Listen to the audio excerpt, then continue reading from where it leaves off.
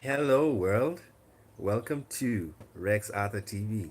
This is the Rex Arthur Show, the LGBTQ channel that discusses LGBTQ issues with an LGBTQ perspective and a humanistic approach.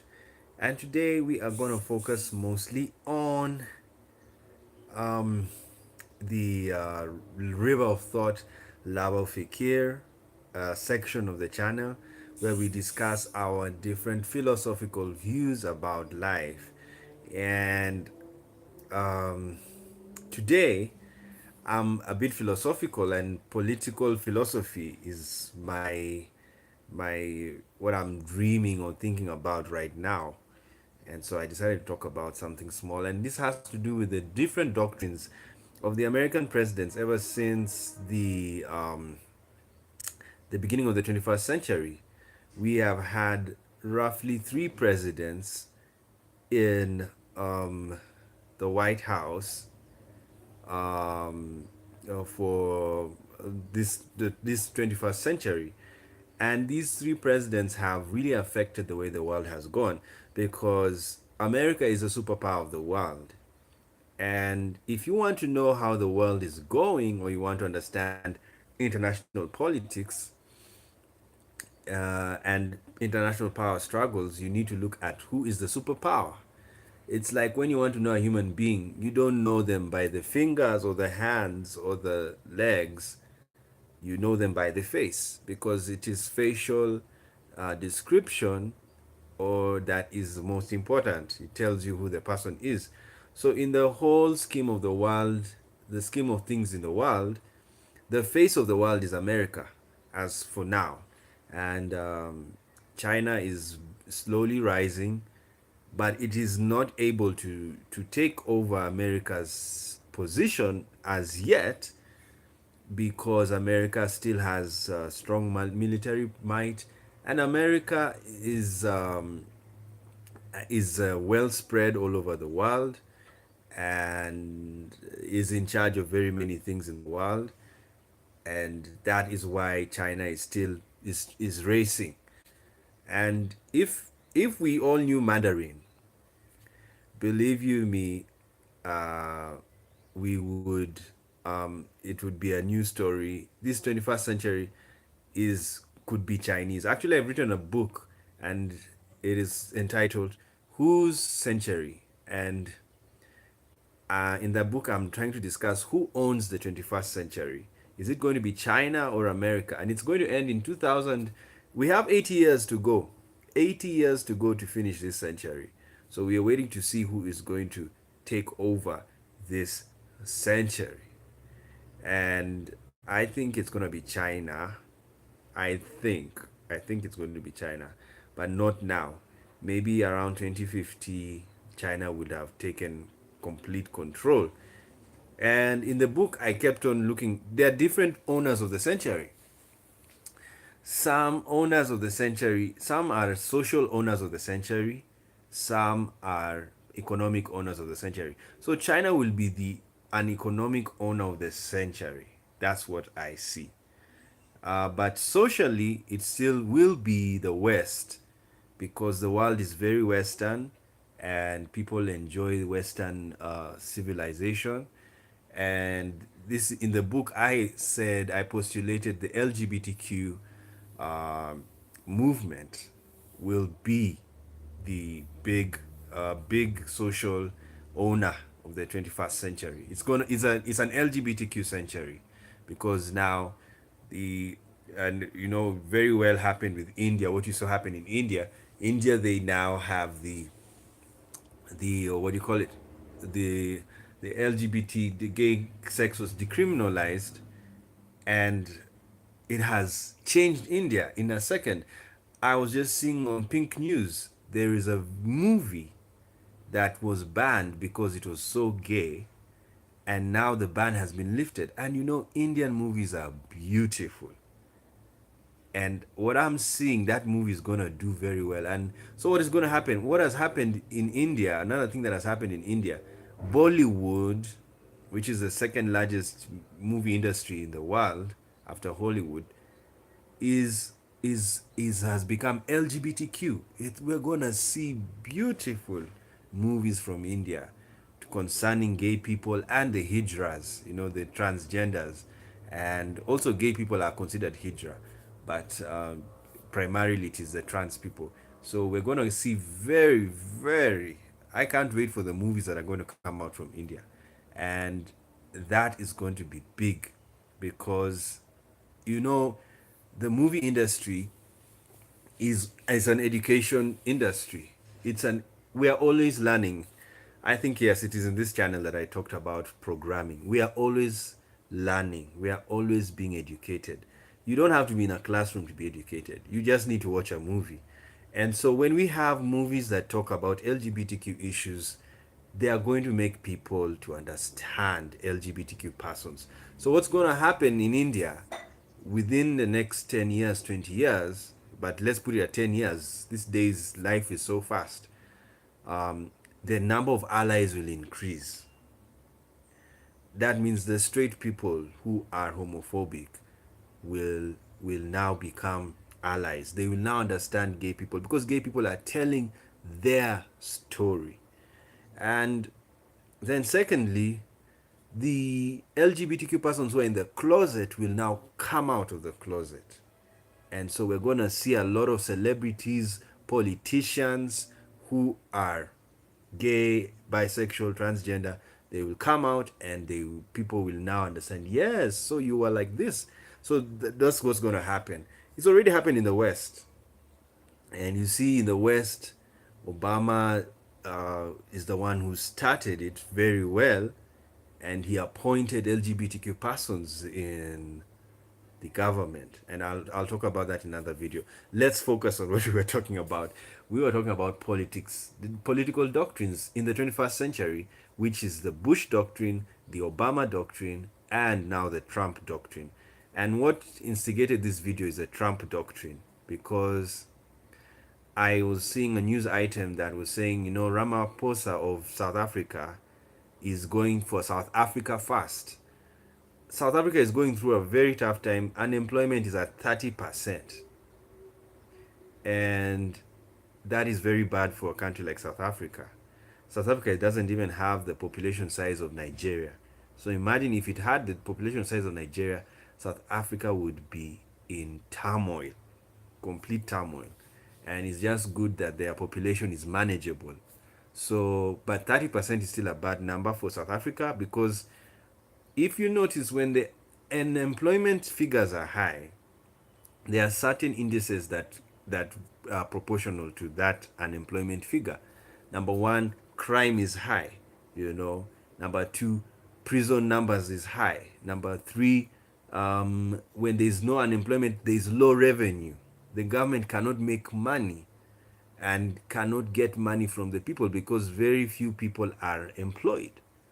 So taxes is low, and then the government will have to borrow. So borrowing is more. So and then the more you borrow, the less money you have in your pocket, the less credit you have, because you have to, anytime you get money, you have to service your loans. So when you have so many loans, you cannot fund many things, and then you're forced to make government small.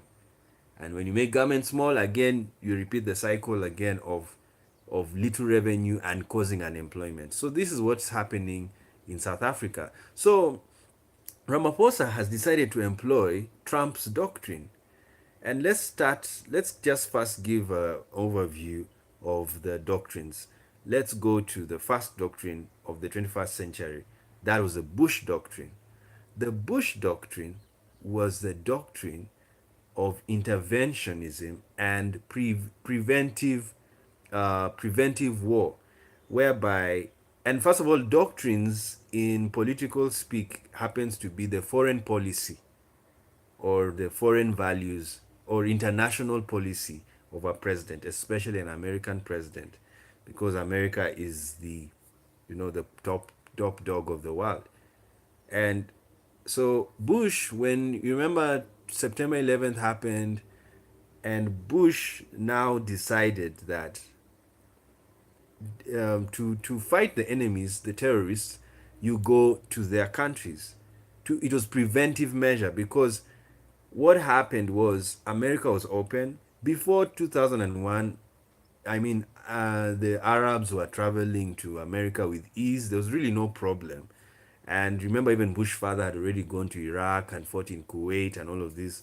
So there was already animosity between in the Arab world, but never had it been that there was a very big attack in America. Of course, there was it happened. American embassies were attacked in 1998 in East Africa, but it's like it didn't really hit America. That their installations were being hit. They understood why they were being hit because they were involved in wars in Somalia and other Arab worlds, other Arab world. So what happened is when September 11th happened, Bush now changed the tone, and he came up with the Bush Doctrine. Of course, he didn't call it the Bush Doctrine, but academics call it the Bush Doctrine because they saw it. There was a pattern. So he said, before, if we know you're our enemy, we'll come and attack you. We won't wait for you to attack us. That is basically what Bush Doctrine is all about.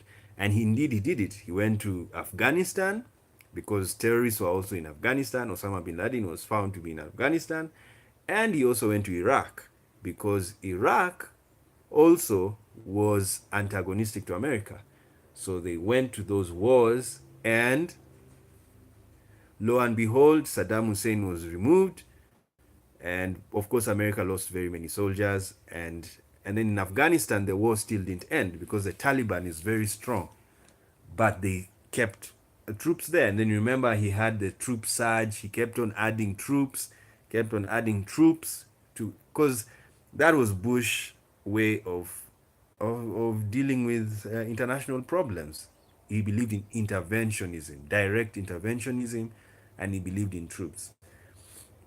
Then after that, of course, when Saddam collapsed and Iraq now was put down to kind of some quasi democracy, Bush now felt like he's finished his work. Of course, Afghanistan still remained a headache, and in a short time, the American economy was bolting because of the amount of spending.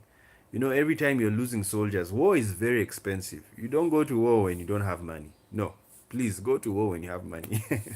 And so they went to war when they had money, but the wars were so long and so hard and so costly that it affected the economy. And partly, then this is when now Barack Obama became president. Now, Obama came in with his doctrine, and his doctrine was more of negotiation and diplomacy rather than military intervention. And if he had to be militaristic, he came up with the drone warfare. Obama preferred using technology to fight rather than troops, manual, analog system. Reason being, it's cheaper. You don't lose troops. You don't lose troops. You don't lose people. You don't lose. You less use less money because a drone and the targeted attack of individuals. That's how they even got Osama bin Laden because of that strategy. It was not a general, we're just going to. It was not the old way of warfare. It was very new warfare, whereby you're targeted and you're specific. But other than that, Obama's doctrine was generally a peaceful one and diplomatic. And he preferred negotiation, he preferred collaboration, both locally and internationally. Both locally and internationally. Because locally, as I was thinking about this, I was seeing, Obama had this bipartisanship. He had this thing, let's be together with both parties. The first term, he wanted to friend both the Republican. That was unheard of. It never happened in American politics. But I think it's because of who Obama is as a person. He is a person who is very tolerant and very inclusive. He doesn't mind talking to people, he doesn't mind negotiating. Of course, Bush was different. Bush, his background, evangelical and a businessman. Bush being an evangelical and, um, but not necessarily evangelical. He wasn't. He wasn't really that. Didn't really look Christian. I mean, it was just, but that was his covering. And businessman, businessmen tend to be very competitive. And so I think that's what makes Bush more offensive than Obama. Obama was not offensive, and neither was he defensive. He was a man of peace, you could say, and sit down with people. That's why the Iran deal happened. That's why to deal with North Korea, he sent Dennis Rodman. He didn't even, he went for a soft part of Kim. He focused on that. He didn't really see Kim as a very big threat, like what now Trump has done. Now, the last part of the video we are spending on time is on the Trump doctrine, which is the newest thing now, and we want to focus on it because I don't favor it in the sense that it's so nationalistic, and the Trump doctrine, I'm calling it the nation first doctrine. This is where America has decided that its interests first. It gets what it wants, and it has had enough of being cheated. It's like a jilted lover, and you've just said, I've had enough now. You've used me for far too long. I've taken I've taken it for far too long. Now it's my turn. And so that's what Trump is doing. And so what has happened is, in the process, if you look at what Trump's doctrine is doing, nation first, number one, it has made him make enemies with Canada. Of course, now they have restored relations because Canada has accepted to listen to Trump finally, after all the arguing. And then next thing you know, he still has wars with China, and then still has wars with Europe. So the reason why there are wars is the interests of Trump are basically the interests of the country, in the sense that he wants the country to succeed first, and the nation, the nationals. Now, the problem with that, in my view, is that it makes America less international and more national and more nationalistic. Now, the problem of nationalism is, from history, we know nationalism is a very dangerous thing. This is what created Nazi Germany. And Nazi Germany, Hitler was also very nationalistic. If you read his book, Mein Kampf, My Struggle, you know, he was talking about how he missed the glory days of Germany. And Germany was very successful before World War One. And Otto von Bismarck, changed Germany when it unified as a nation. And when that happened, World War One happened, and Germany was forced to pay for all the damage caused in World War One, and it was called reparations. And because war is costly, countries didn't really want to fight, but it happened, and it's a very long story. I don't want to go into that history. And so, in the process, German economy collapsed, and so in the collapse of the German economy, and strange enough, that's even the time the first depression, proper depression, happened in America, 1933. So basically, because the world went into war, there was economic chaos. And so the leaders who rose up in those days, especially people like Hitler, rose up with a sense of purpose that they want to restore and bring back glory to the country, and restore. So that was the talk, and it was very nationalistic.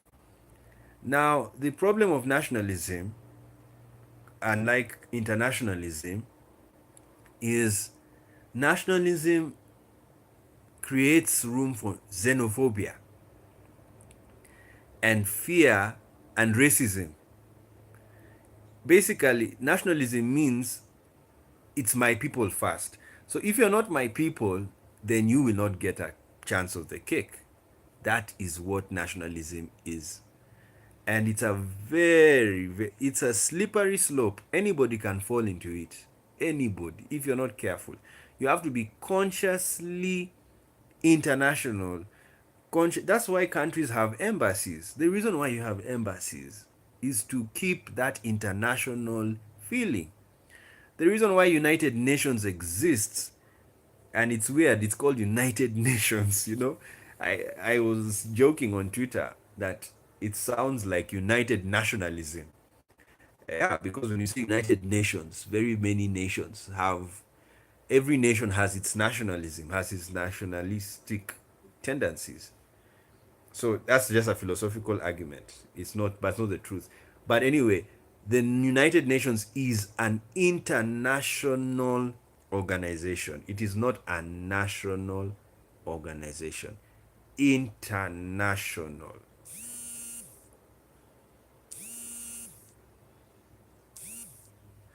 International organization. It is not a national organization. Now, what does that mean when it is international? And remember, UN was created after World War II when nations fought each other. So UN became a body of nations befriending each other. And it is after United Nations was created, embassies, of course, embassies always used to be in Europe in the past because Europe was a very united continent even before EU. Thanks to the kingdoms and the monarchies, the royal families, they were together. So, but now what happened in Africa that was colonized, Africans now became countries. Asia also became countries. India became independent 1948, the same year UN was set up, and then parts of South America also got independence. So countries are becoming independent. So more and more nations were being born, and therefore more and more embassies were being set up in every country. Of course, not all countries have embassies because of the money, the money aspect. Some people find it very expensive to, and this is why people don't like. This is why people don't like internationalism. To them, it's more expensive than nationalism. Because with internationalism, you have to put an embassy in every country you relate with. And that's how, and that's what creates internationalism, and it diffuses xenophobia, it diffuses racism, because every race is working in that country. Can you imagine if we had a countries, if we lived like the way we lived in the past? In the ancient world, we were very nationalistic. People rarely mixed.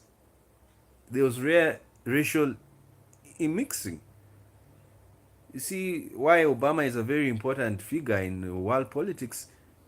He is a symbol of the internationalism of society because his mother was white and his father was black. And his mother was from America, his father was from Africa.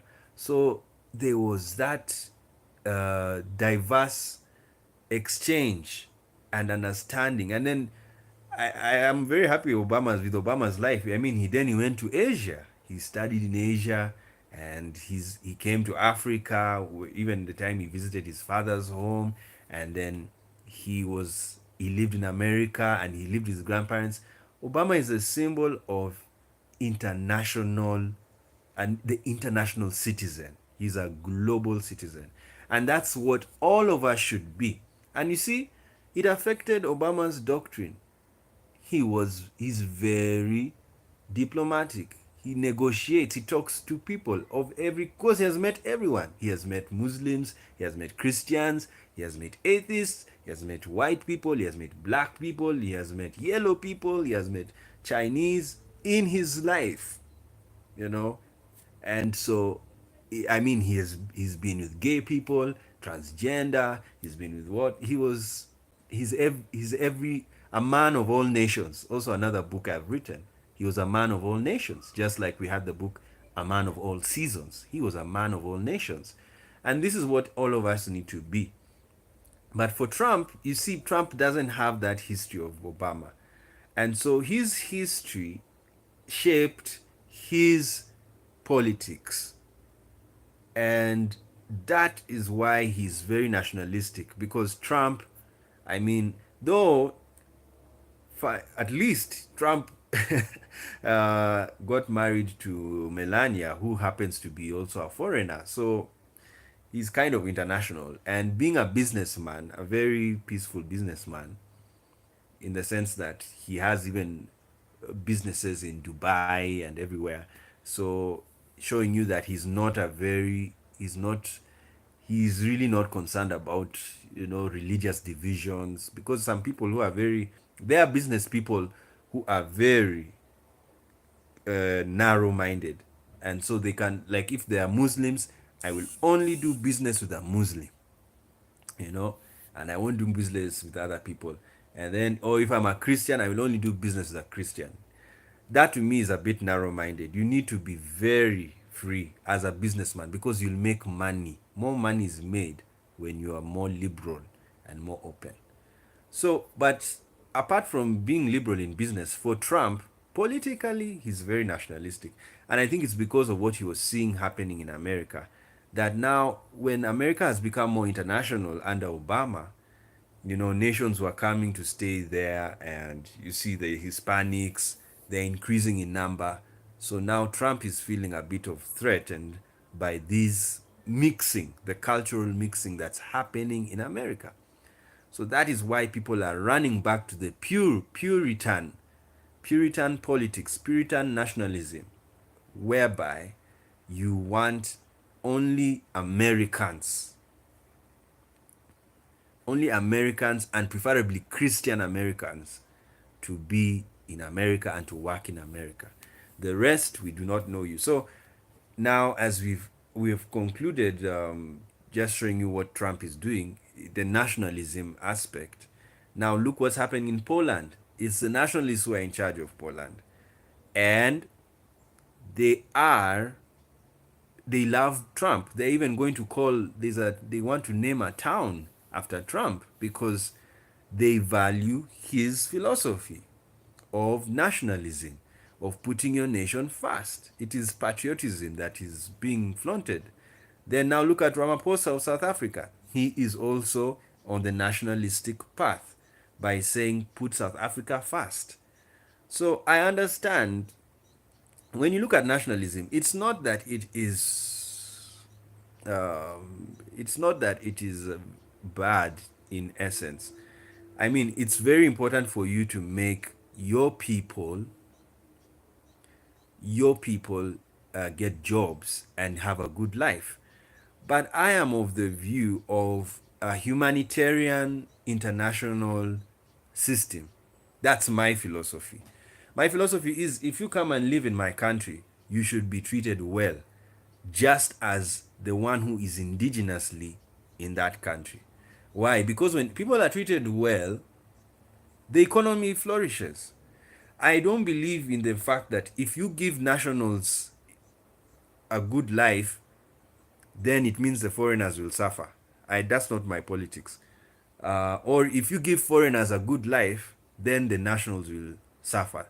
There are some people, that's what nationalists believe in their head. They believe in that, like what Trump is doing, nation first. I say human first.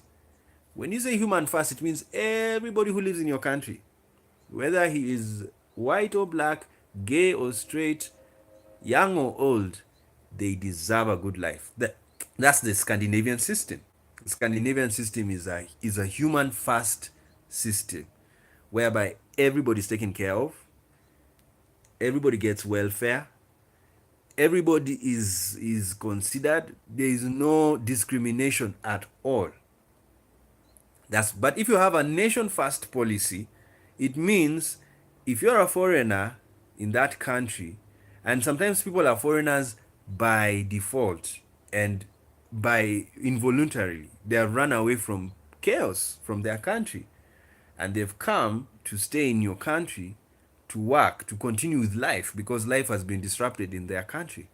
So if you come and you come to a country that's a nation first country, oh my, you won't get a job. You will suffer because you're not part of that country. Now, already what's happening in South Africa, you see, South Africa had a lot of xenophobic attacks. Why? It's because the foreigners who are going to work in South Africa and set up businesses, they also carry their nationalism. So you find like the Somalis who went to South Africa, they set up very big businesses than hiring the locals. So what happens is the locals get angry that these foreigners are getting jobs and they're living better than them in their country. So what happens?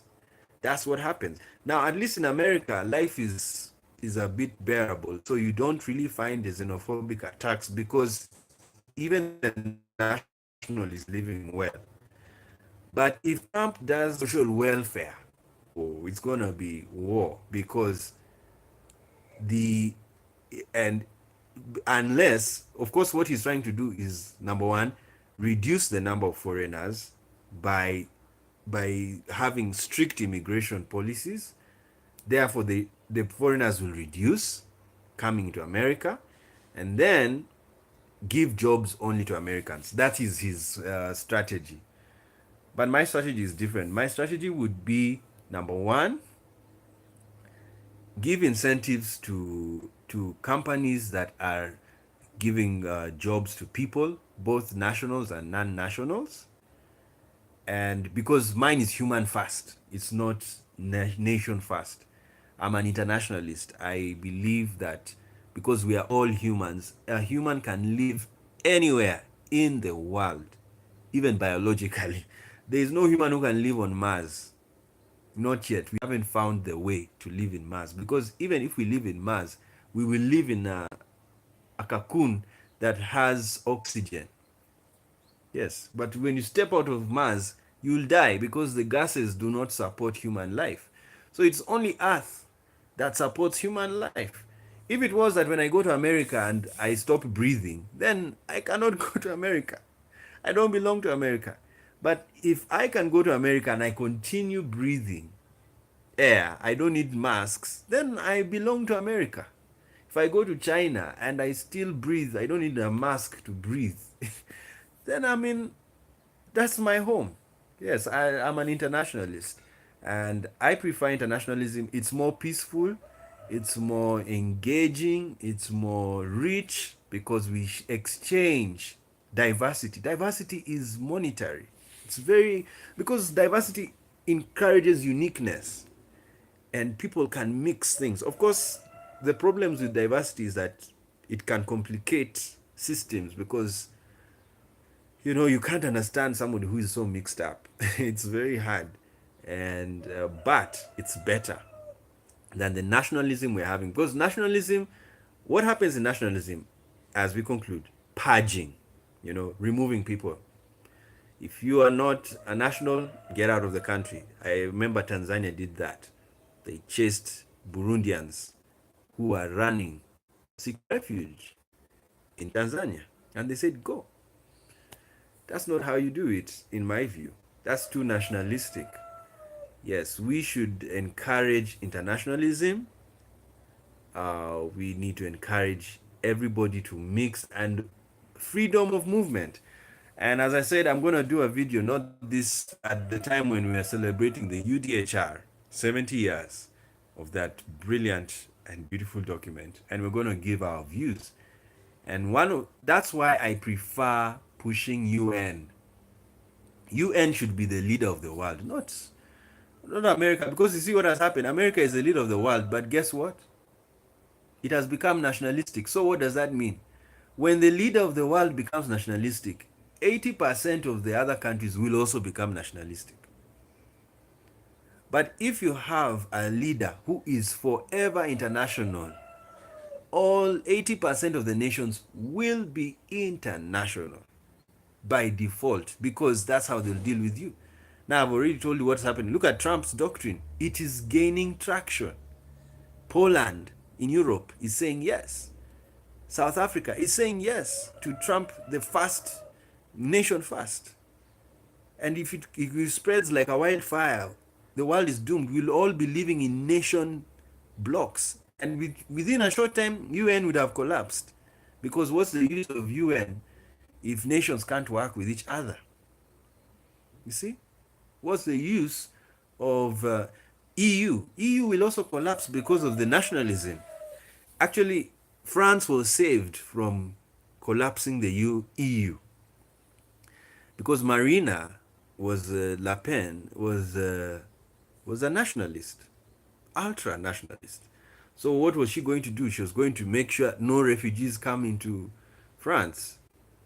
See, actually, she was going to change the whole French system. The French system was very humanitarian, even in their colonialism. They allowed black people to be French, those who assimilated. So they were much kinder in their colonization of Africa. Though I'm not condoning colonization. It's wrong because it's stealing someone's right to be independent, to be who they want to be. But I am happy they tried to integrate with black people in France, and that's why France has the highest number of black people are found in France. And it was good. Someone like Macron was is a bit diplomatic and is internationally centric. Is not a nationalist.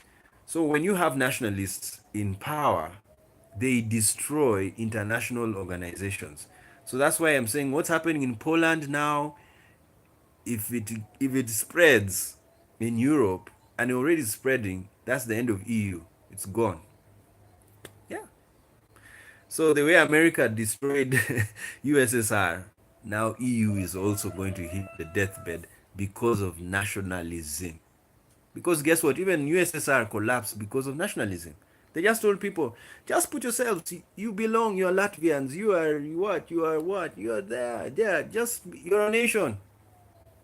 And they said, you don't need Russia. And that's how USSR collapsed. And EU, that's the way it's going because of that nationalistic. And what about Africa? What will happen? Will the African Union collapse? Because now, if nations are taking things on their own, and then it will even kill Pan Africanism because people are now thinking about themselves rather than seeing everybody as one, as a human. So, anyway, guys, that's my take on politics, especially the doctrines of the American presidents. Now, the Trump doctrine is still being shaped, but we already know its shape. It is a nationalistic shape. And as I've said, as things go on, the world will go nationalistic. Whoever is in the White House, so far, that's how the world is run now. Whoever is in the White House shapes foreign policy worldwide because nations just respond like them. Follow the leader. So if the leader is becoming nationalistic, will also become nationalistic, unless you are a sober nation and you say, I don't think that's the way to go. Yes, and that's why the UN is there and they have meetings and they can discuss. Thankfully, Antonio Guterres said, the Secretary General of UN, that nationalism is the biggest challenge the world is facing right now. And I agree with him, and I'm happy he said that as the Secretary General of the UN. So that countries, even if they want to take care of their nationals, which is not bad, but do not violate the rights of somebody else to prop up the rights of another. Rather, have a system whereby everybody is taken care of, irrespective of their origin and their nationality.